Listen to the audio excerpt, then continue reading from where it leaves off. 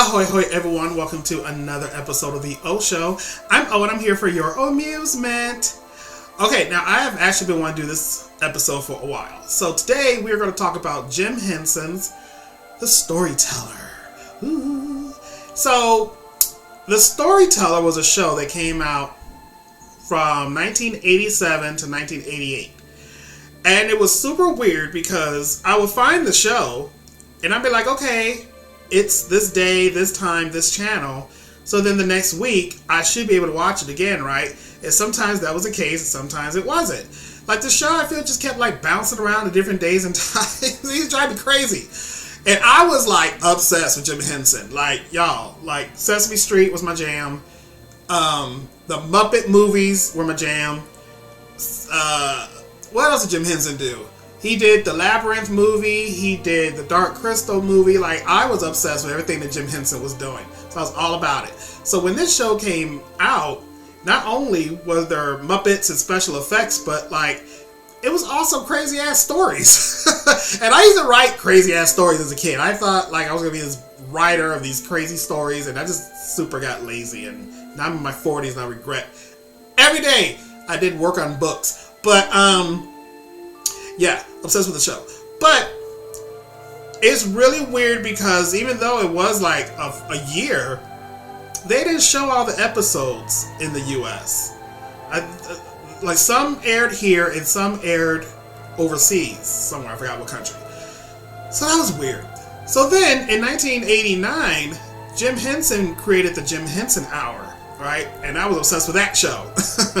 It was kind of like an updated version of the Muppet Show. Like there were like TV screens and a host and all this stuff. And he would incorporate a lot of different things every episode. Like, every episode was not the same. And then I would notice that the storyteller would play there. And then they would show other episodes like within this hour. So it was like the first half was something and then the other half of the show was like something else. And then once in a while you would get a storyteller story. So yeah, I was obsessed. And then same thing happened with the Jim Henson Hour. Like it would be on one night at one time, then all of a sudden it would switch to another show day and time. And I'd be pissed off. And this before I used to utilize TV guides. Like I used to just have to either memorize something or write certain shows down that I wanted to watch. And yeah, that just drove me absolutely bonkers. So I'm glad that I now own all of the episodes so that I can watch them when I want to, which I did recently. So, and I do have to say, like the special effects and everything really still kind of hold up. And that was a really cool thing about Jim Henson. Like he just didn't have puppets and a stupid background and this and this and this. Like he made you really stop and think like, oh my God, like how did he do that? You know? So yeah, so let's talk about The Storyteller. So, The Storyteller starred a man named John Hurt. And he's an actor. You probably have seen him from things. But he's all in makeup and he's in this disguise as the character of The Storyteller. So it's him and his dog. And the dog is played by Jim Henson's son, Brian Henson. So they're in like a cottage or wherever he lives. It's just him and the dog. And he sits by this fire, and every episode he tells us a story. Well, he's telling the story to the dog, but you know he's looking at the camera too, so he's talking to us too. And that's really what it is. It's nice and simple. Like each episode had like some kind of theme, and he'd be like, "Oh, okay, well that's just like this one story," and so he'll tell the dog the story. Yeah, so that's what the show is. So the first story in the series is a story called My Hedgehog. And this was a crazy ass story, which is why I like it. One of these stories is my favorite. I will get to it. So, pretty much with My Hedgehog, so there was a farmer and a farmer's wife. And the farmer's wife was like, I want a baby. I want a baby. And she was like, I don't care what this baby looks like. It could be ugly as hell, but I want a baby. And then guess what? She got pregnant and had an ugly ass baby. So, she had this baby. And then as it like got older, it resembled like a hedgehog. And so it had quills on his back and he had an ugly ass face. And the father was not having it. The father was pissed off.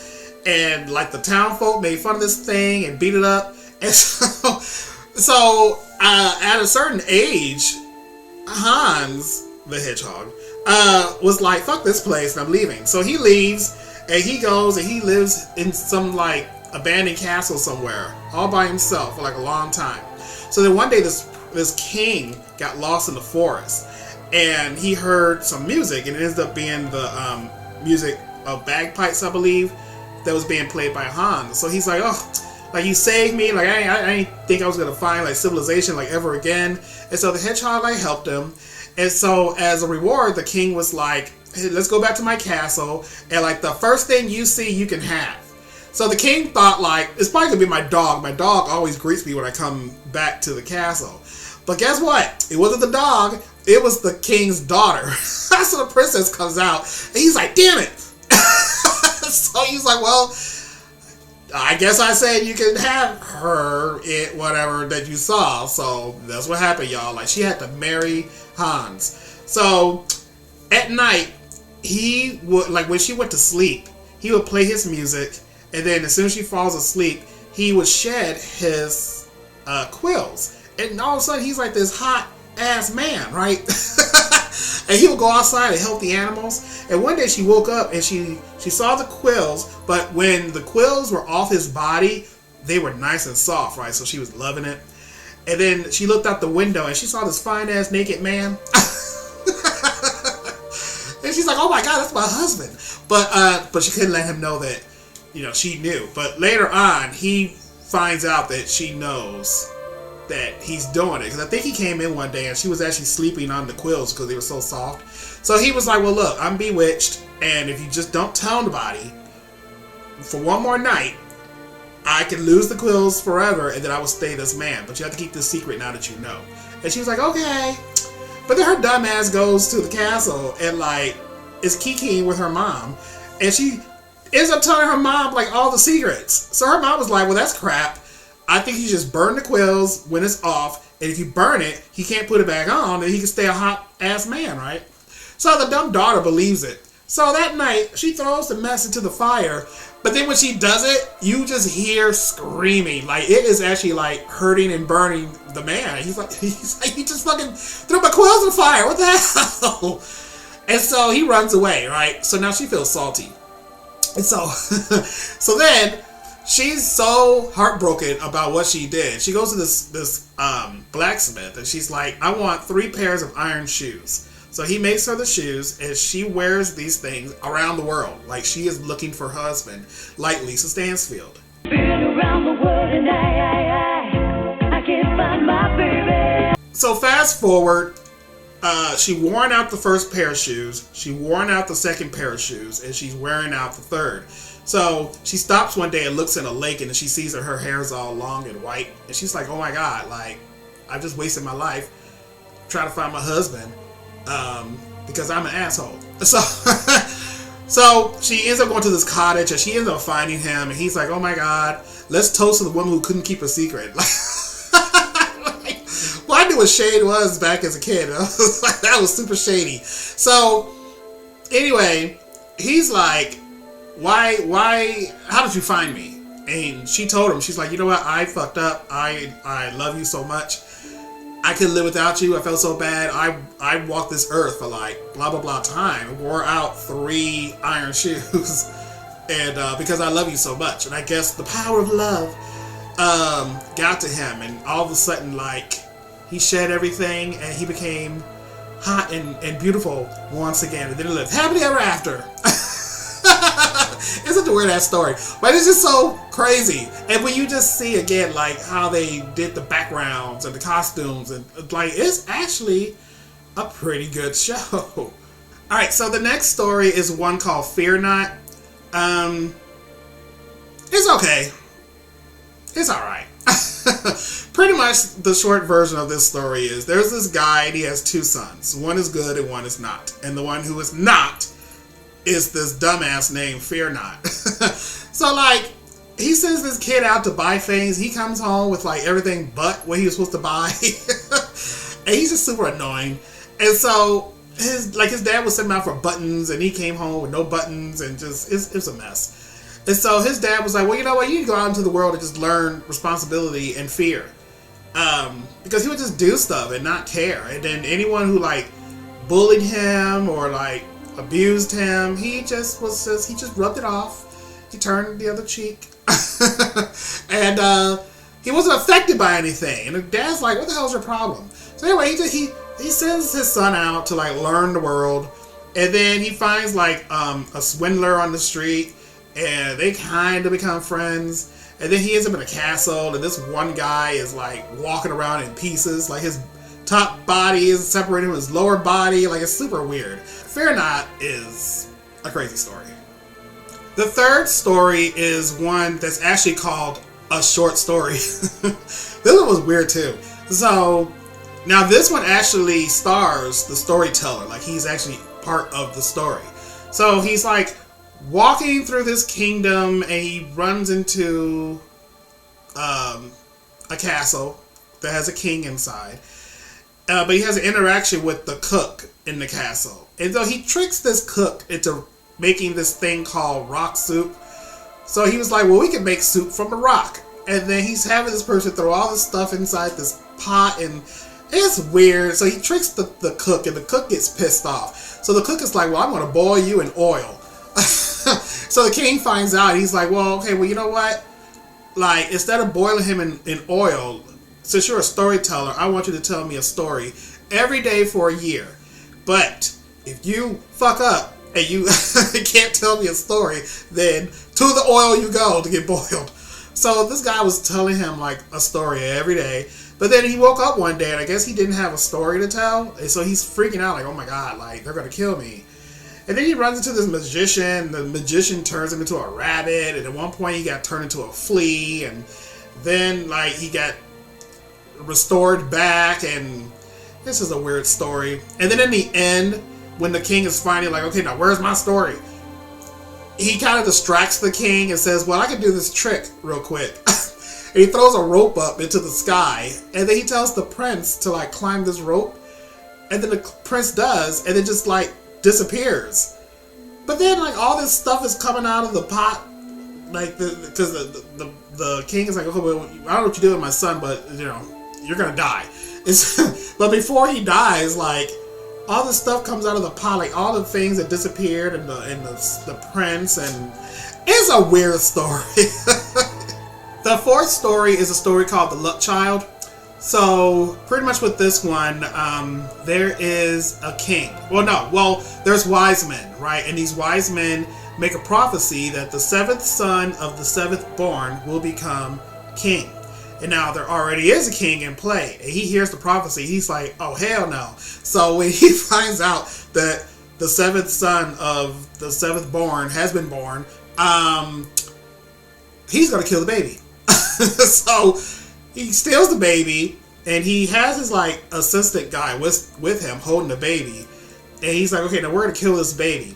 But I guess he was like, well, I don't want no witnesses. So he kills them both, right?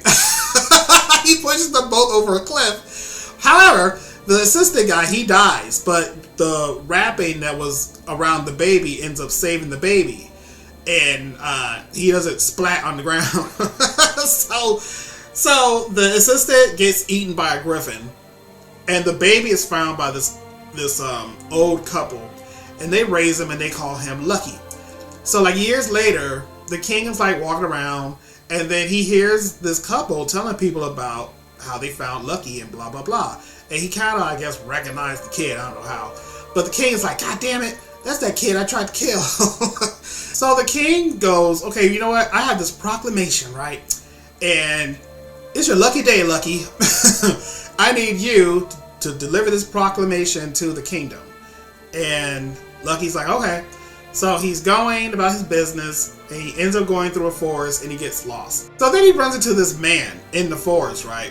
And this guy is like up to no good.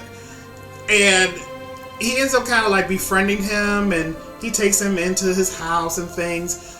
But then this fool like drugs Lucky. Like he poured something into his food. What the rape is happening? So Lucky's drugged and he's like passed out, right? So then this thief guy is going through his stuff and he finds the proclamation. He reads it, but when he reads it, it says like, to the queen, I want you to chop this boy up into like all these pieces. And the guy felt bad for Lucky. He's like, oh my god, like they're gonna fucking kill you. So he was like, okay, well, I feel bad for drugging you. So like he forges the king's signature and makes it say like marriage right away, right? And then he drags Lucky out of the house. It kind of drags him like to a point where once he wakes up and looks, he'll see that he's actually really close to the castle, right? So then that's what happens. So the king gets home and he's thinking like, okay, now where's that boy at? Chopped to 1,000 pieces, just to find that the boy is now marrying his daughter. So now he's more pissed. He's like, what the fuck? So now he's like, okay, well, you know what? Before you can marry my daughter, you have to do one more thing. You have to bring me this golden feather from the griffin. And so the boy was like, okay. And so he makes his way to the cave of this griffin. So the griffin is actually living on an island. And to get to this island, there's a ferryman that you have to ride with, right? And so when Lucky is talking to the ferryman, he was like, man, why are you so sad and depressed?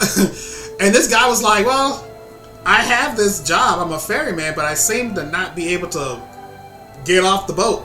Like, I'm stuck on this boat forever. Like, I roll there, I roll back, I roll there, I roll back, but I can't leave the boat. I have no idea why. So Lucky's like, oh, well, you know what? I'll figure that out for you. Like, over. But, so the guy was like, okay, well, you know, thanks if you can. So he makes it to this island. He goes to where the griffin is living. And, like, this is another example of how awesome the Jim Henson creature shot was. Because, like, look at this griffin. He's so awesome. Now, he's annoying, though, because when he talks, oh my god, he's so annoying. But he looks pretty cool.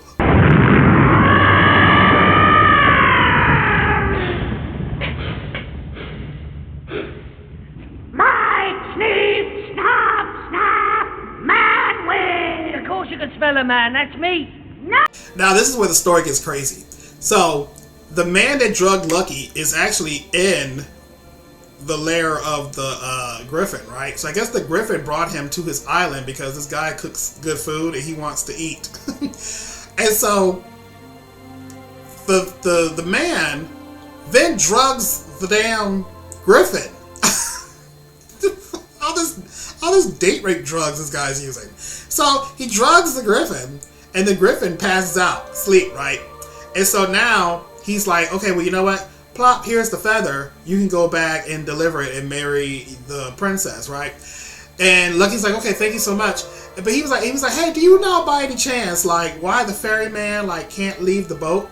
And the guy tells him, he's like, yeah, it's whenever someone offers the paddle, the stick, the thing that steers the boat.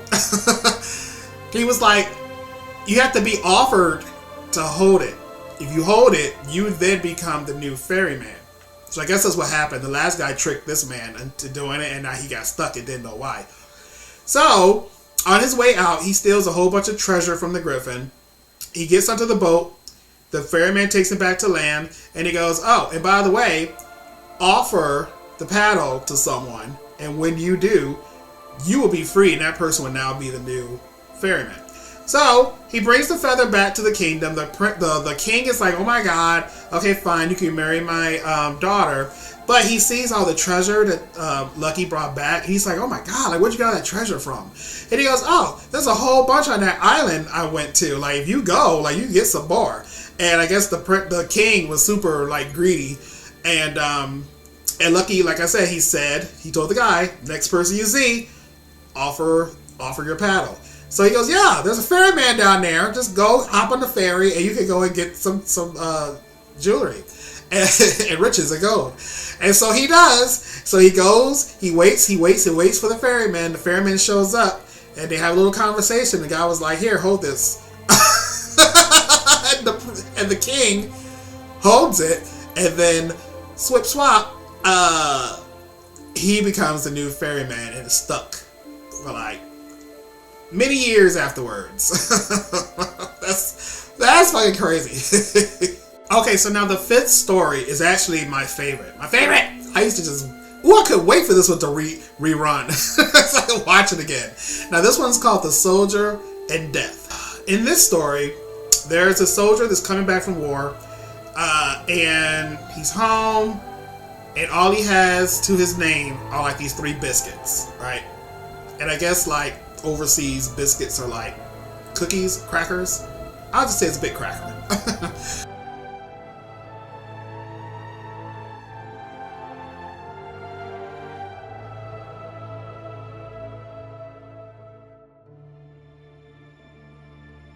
And he meets these 3 people as he's walking along. So the first one, he finds this fiddler, and he loves the fiddle so much, he claps, and the guy was like, do you have any money? He's like, well, I ain't got no money, but I can give you a biscuit. So he gives him a biscuit, and the guy was like, okay, but you know what? I'm going to bless you with like the power of whistling, right? Then he meets another guy, and this guy's playing the drum. And so he's dancing and enjoying it. And the guy was like, okay, thank you, give me money. He's like, well, I ain't got no money, but I'll give you a biscuit. And he goes, okay, I'll take the biscuit, and then I will reward you with the power of, like, dance. Okay? So then he meets the third guy, and it's a guy who's playing with cards. And so he enjoys a little game with the guy, and the guy was like, okay, give me money. So he ends up giving the guy his third biscuit. So he's like, okay, I'm, like, starving, but you can have my last biscuit. And the guy was like, oh my god, thank you. Well, in exchange, I will give you a pack of magical playing cards and this nasty, stinky sack. And, but he was like, it was not just a dirty sack, it's magic too. So what you do is you open the sack up, and whatever you want to go into the sack, you say, get into the sack. Get in my sack. And so he saw some geese nearby, and so he opened the sack and said, get into the sack. So some geese went into the sack, and look, now he has food, you know? So he ends up going to this inn, and he tells the innkeeper, like, hey, if you cook my goose for me, you can have the rest, but just cook one for me, I'll eat it, and, you know, whatever, you keep the other ones.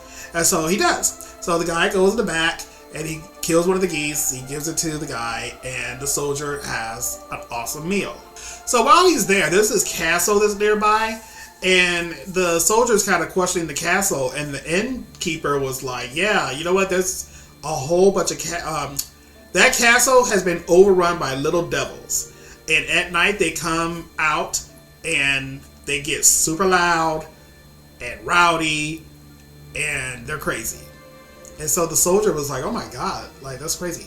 So he makes his way over to the castle, he goes in, and sure enough, he runs into these devils. Now y'all, like, I was just so amazed at just how these things look and how they're walking. Well, I know how they walk, but the way they're like talking and things are moving, and I used to just be as a kid like, oh my god, how do they do that? With these little mouths and faces on these things. It was so crazy. So the devils are like, well, let's take this of his, let's take that of that. And he was like, well, hold on, let's actually play a game of cards. Okay, if you win, you can take whatever you want from me, okay, right? And he's like, but if I win, like, what do you have to give me? And the devils are like, well, we have 40 barrels of gold. And he's like, okay, perfect. And so they start playing cards. And even with the devils cheating, the man won every single time with the magic playing cards. So of course the devils are not like taking this lightly. They're like, fuck you, we're gonna kill you anyway. But before they can, he's like, get into the sack. And so they all get put into the sack. And y'all, the way he was like kicking and abusing them in this sack is so funny.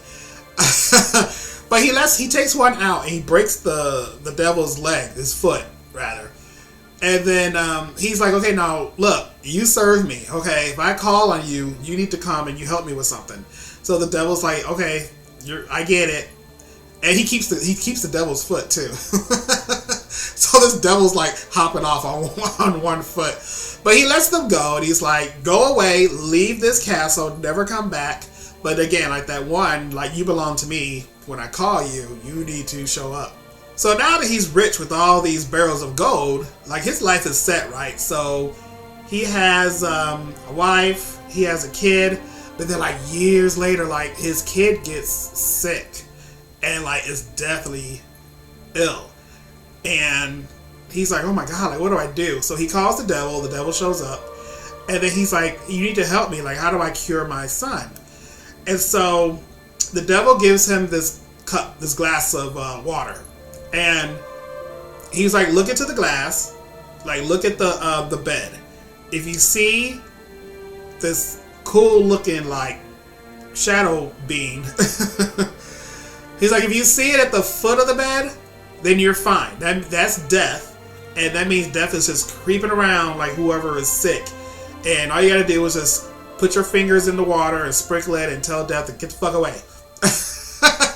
However, if you look in the glass and then you see that death is near the person's head, like, you're too late. So he does just that, and his son fully recovers. So then this guy goes on like a healing tour, okay? Like, every time people are sick, they call this man, and he uses his glass, and he cures people, and now he's getting paid. So he's just getting like richer and richer, right? But one day the Tsar, like this big, huge head guy, gets sick, right? And the soldier comes in, he looks, but this time he sees death at the head of the bed. And he's like, oh man, it's too late, y'all. Like, he's fucked. But you know what? He couldn't just be like, oh, can't do nothing. He goes, well, you know what? I'll make a deal with death. He goes, death, give me his illness so that way I have it and the Tsar could live. And death was like, okay.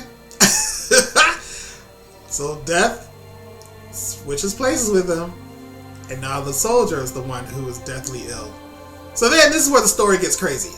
So now this guy is dying, right? But then he thinks about it. And he's like, I wonder. So remember, he had that damn musty sack, right? So what does he do? He tells Death to get into my sack. And Death has no other choice but to get into the sack. And now that Death is trapped, no one is dying. So he's celebrating like, I trapped Death, I trapped Death. And people who are like super old and like just barely hanging on, they're just stuck. No one is dying. So people are just like miserable. Like, seems like it'll be a fun thing, but it's not. And so he was like, God damn it. So he even took his sack and hung it up on this like really tall tree branch. And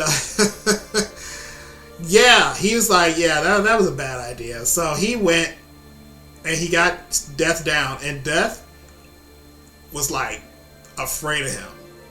Death was like, get the fuck away from me. You're crazy and I hate you. So Death went back to deathing. However, Death was like, fuck you. You're going to continue living. And that's going to be your punishment. Okay, so now, this is when it gets crazy.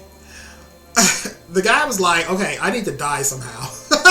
So he gets his idea to go to hell. So he goes to hell. Knocks on the door. And the devils they come out like, hello. And they see the guy. They're like, oh my God, it's the guy with the sack. Because they're traumatized about this guy and his sack. Yes, what's that you're carrying? Nothing. An old sack. A sack! Ah! Let me in! I beg you! Go away! Go on and take that horrible sack with you!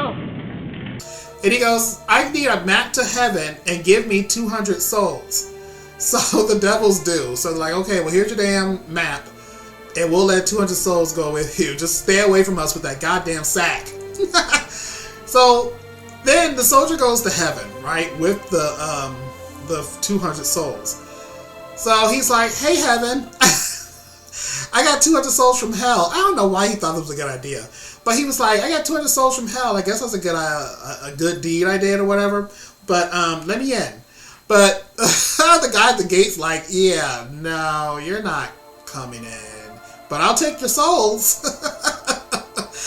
So then this guy thinks he's slick, and he gives his sack to one of the souls. And he was like, okay, now, when you get on the other side of heaven, I need you to open the sack up and say, get into my sack, and point it to me so that I can get in. And then later you can let me out. And the guy was like, okay. But apparently when you get into heaven, like, all of your memories are gone. So the guy crossed over to heaven and had no memory of this conversation. It just took place like 15 seconds ago. So the man was just waiting and waiting to be put into this sack, and it never happened. So he just slowly, sadly walks away. It's so sad and depressing. So that's how that story ends. He's just pretty much just, he has to wander the earth forever. The next story is one called The True Bride. And this one was actually a weird ass story. So it stars this troll. So this troll had a daughter, but I guess the troll was a bitch to the daughter, and so the daughter leaves. So then Troll's like, well, I need another daughter replacement. So she kidnaps this human girl named like Amja, and just pretty much makes this girl's life a living hell. Like, she has this stick that she like beats the girl with and stuff. So damn trolls.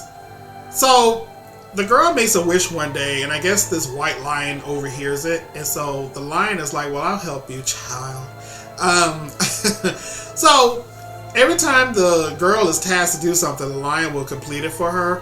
So like one day the troll takes her to this like pond kind of lake thing and goes, here's a spoon, I need you to drain this pond. And so the girl was like, how the hell does it do that? But of course the lion comes, and then the lion does it for her. So the lion's like, go to sleep, and then when you wake up, this will all be done. And she goes to sleep, she wakes up, and it's done. And the troll is like, what the fuck? How'd you do that? So then, next after that, the troll is like, well, I need you to build a palace now. And so she's like, God damn it, what the hell? And so the lion comes when the troll leaves, and then of course the lion builds this palace. And then the troll comes back, and she's like, oh my god, like, that's crazy.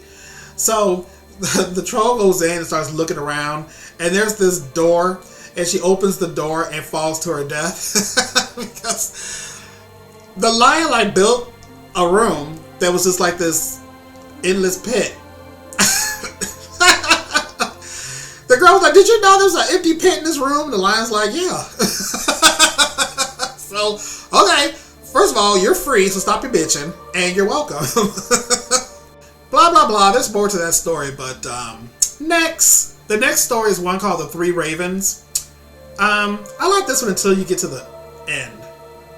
It has combinations of like elements from different stories that you've heard as a kid. But like, so there was this witch, and this witch puts a spell on a king and tricks him into marrying her. And so the king has 4 kids. He has 3 boys and a daughter. And the witch was like being a bitch to the kids, right? So the king is like, well, I'm gonna hide the kids from her to kind of get them away from her. So he leads them into the woods and finds a cabin and hides them there. And in order for him to find where the cabin is, he has a ball of string. And so he leaves the rope, the string is being unraveled. That's how he knows how to get out, and then how to find him again.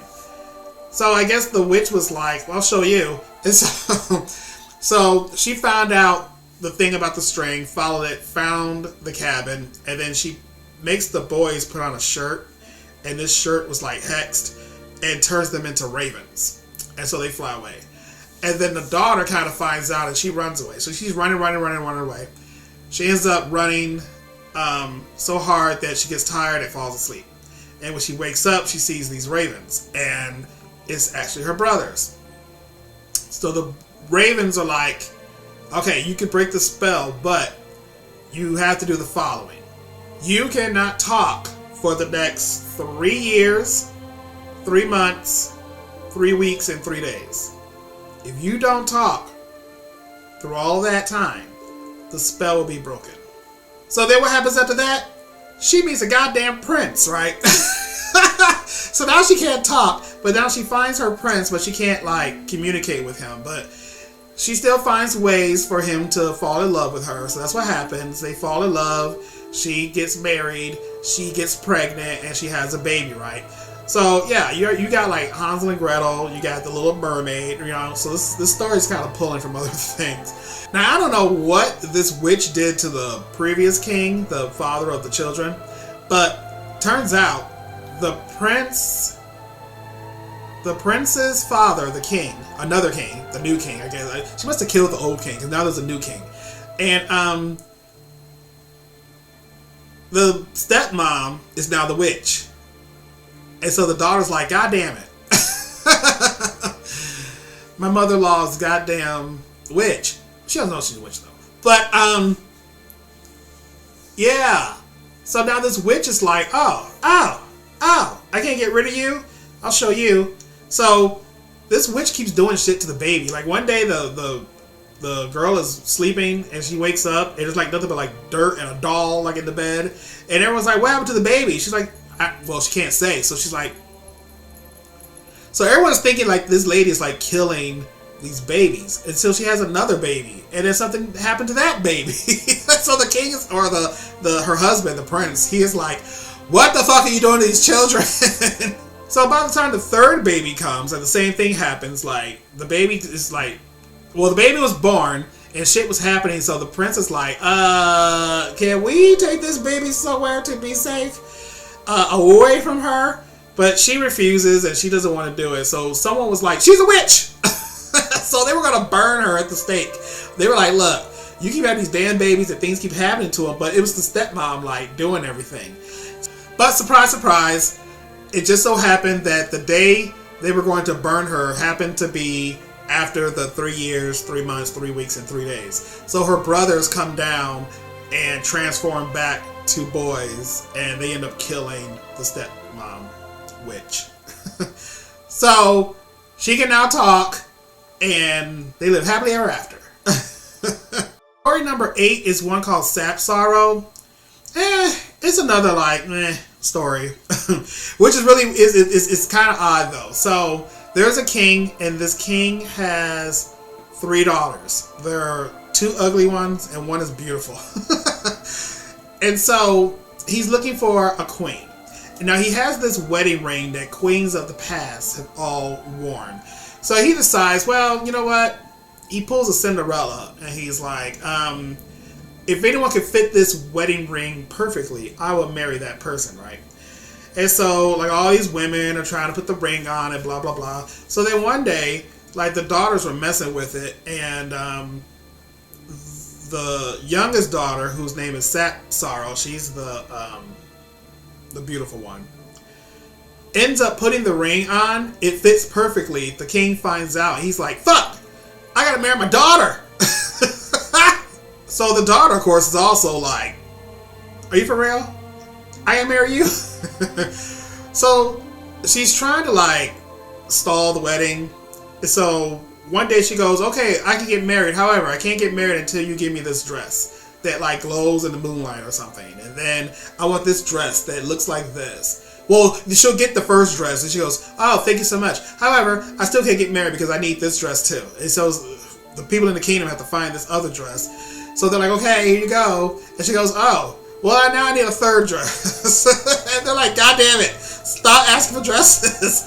And so when she gets the third one, she decides like, okay, we'll get married tomorrow. But then she ends up like running away. And she takes the dresses with her. So that happens. So y'all, it's a Cinderella story. Like this girl like covers herself in all this filth and hair and stuff. It just looks like an ugly, hairy creature to hide so that no one knows it's her, the princess. And so she meets this prince, and this prince is having balls and things in his kingdom. So she's like working as like a maid in the kingdom of this prince. And so, right? Somebody.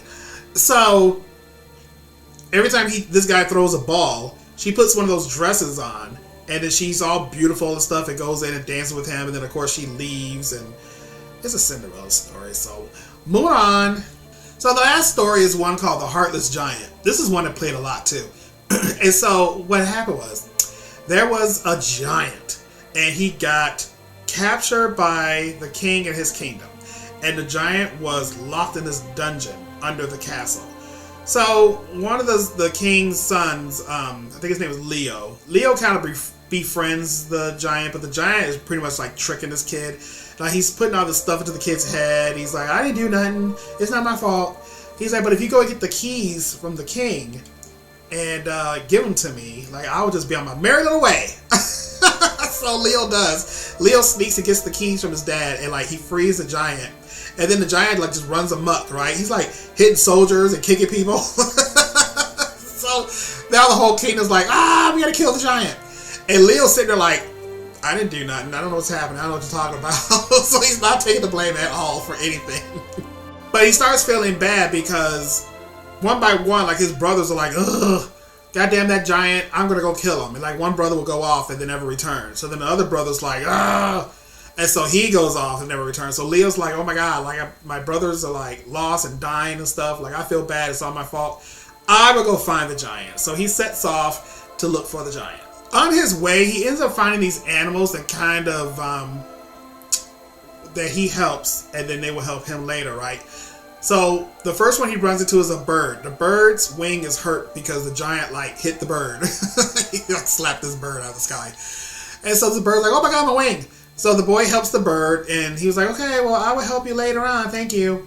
So then he goes by this pond, and he sees a fish, like, flapping out of the water, choking. So he puts the fish back into the water, and the fish is like, thank you so much, I'll see you later. And so he's riding this horse, and then, like, the horse ends up just rolling over and dying. So he's like, oh no, my horse died. So he goes to sleep, he, like, curls up by the horse sad. And when he wakes up, he sees there's a wolf there. And the wolf is like, I'm a wolf. But the wolf is like, hey, if you let me eat your horse because it's dead, that will give me strength, and then I will be happy to like let you ride on my back and take you wherever you want to go. So the kid was like, okay. So the wolf ate the horse. And then the wolf was like, okay, I'm all big and strong now. Like, let's go wherever you want to go. So they end up in this this big house thing. And when they get there, Leo notices all these statues. And two of the statues look familiar. He's like, oh my God, these are my brothers. So I guess the troll has the power to turn people into statues. And so he kind of reconnects with the troll. He's like, God damn it, what the hell? Like, you told me you were nice. You told me you wouldn't hurt anyone. And yet you're turning people to fucking statues. And so the troll's like, oops, my bad. And so he lets Leo like come in and become like a servant. So he's like, I'm not going to turn you to stone since you helped me, but I mean, if you're going to stay here, I need you to like work. So Leo does. And so Leo was like trying to have a conversation with the troll, and he was like, yeah, well, what happened was like, I took my heart out and hid it. So now I just have like no heart, which is why I'm like evil. Leo was like, well, where's your heart at? And he's like, oh, it's in that cupboard over there. So Leo waits for like the giant to leave one day. He looks in the cupboard, and sure enough, there's no heart there, right? So he's like, this motherfucker lied to me. So when he tells the giant, like, I see no heart in that cabinet, the giant's like, ha ha, you fool. It's under the stairs outside. So then he waits for the giant to leave the next day, and then this boy like digs up under the stairs, and there's no heart. So he's like, God damn it, stop lying to me. And so the giant was like, okay, but why the hell do you want to know where my heart is? And he was like, I'm just curious. So then the giant's like, okay, fine, I'll tell you. So my heart is in an egg. The egg is in a duck. The duck is at the bottom of a well. The well is in a church. The church is in the middle of a lake. And this lake is inside of a mountain. First of all, I would be like, you know what, fuck you, giant. Like, you just told me it was in the cabinet, you told me it was under the stairs, and now you're telling me it's in an egg and a duck and a lake and a well and a church. Like, fuck you. But not Leo. Leo's like, okay. So Leo sets off to find this mountain that has a lake inside, that has a church in the middle. And he does. He actually finds the church. But then that's when the animals come into play from earlier. Like, the church is locked, but there's a key like all the way at the top of like, what's it called? The steeple of the church? Is that what it's called? I don't know what it's called. But he's like, oh no, the key's so high. So then there's the bird, and the bird was like, I'll get the key for you. And so they find the well inside the church, and he looks in, he sees the duck, and the duck ends up laying an egg. He's like, oh no, but the egg is all the way in the bottom of the well. And so the fish all of a sudden appears in the well. I don't know how that happened. And so the fish is like, I'll give you the egg, and the fish like swats the egg up, and he gets the egg. So he's like, okay, well, mission complete, I have your heart. So he goes back and tells the giant like, all right, asshole, I have your heart. So he's like, here's the deal. I would give you your heart back, but you gotta unstatue my brothers and turn them back to humans. So the giant's like, okay, I will, my bad. And so he changes everyone back. However, the brothers, coming back to life, they're like, holy shit, it's the giant, give me that heart. And they take the heart and they crush it. And the giant dies. And the giant was like, you said I could have my heart back. And, well, you know what, giant? That's not my fault. That's my brothers, who you froze into like a statue, who just came back to life and didn't know what the hell was happening. Okay, that's not my fault. So the giant dies, falls over, and over time, like his body becomes like this hill. So that's the story. So those are the stories of the storyteller. Like, some are good and some are like, I could do without that story.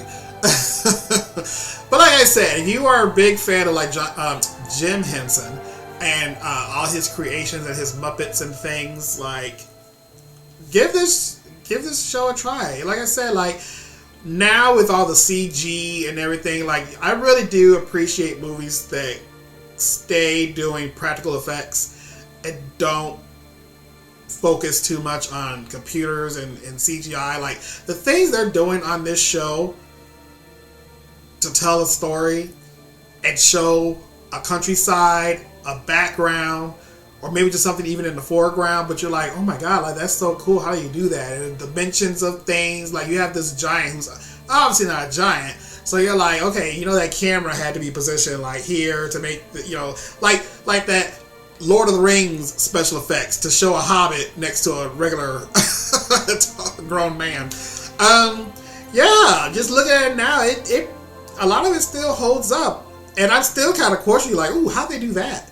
Like, what is that? Oh, that's cool. That was a good idea how they did that. Like, I really, really, really like what they did on this program. Now, after this will be a totally different video. I will do it. But they did the Storyteller Greek myths, right? Now, they didn't bring back John Hurt. It was a whole new guy. The dog is still the same. But this time they're talking about Greek mythology stories. But that one only went like 4 stories, right? Like, this series was 9 stories. The Greek myths went 4. So I don't know. I have to look up. I don't know if there's like history on why, but I don't know if maybe something got canceled or what. But yeah, it didn't go that far. But one of the stories is about Orpheus saying, Eurydice, me. So yeah, I'll do that video soon. But have you ever seen The Storyteller? Let me know in the comments below if this is one of your programs that you might have caught back in the day. If you watch YouTube, as you are now, you can catch episodes there. They do have DVDs of both series. I have yet to buy the DVDs just to add to my collection behind me, but I did order or buy them both on Prime Video. So if you have a Prime account, you can watch them there too. You can either rent or buy, I think. But yeah, if you want to watch them for free, like, YouTube has the episodes there too. So yeah, good stuff, you guys. Good stuff. So please like this video, subscribe to the channel if you haven't already, and I will see you all in the next episode. So until then, TTFN.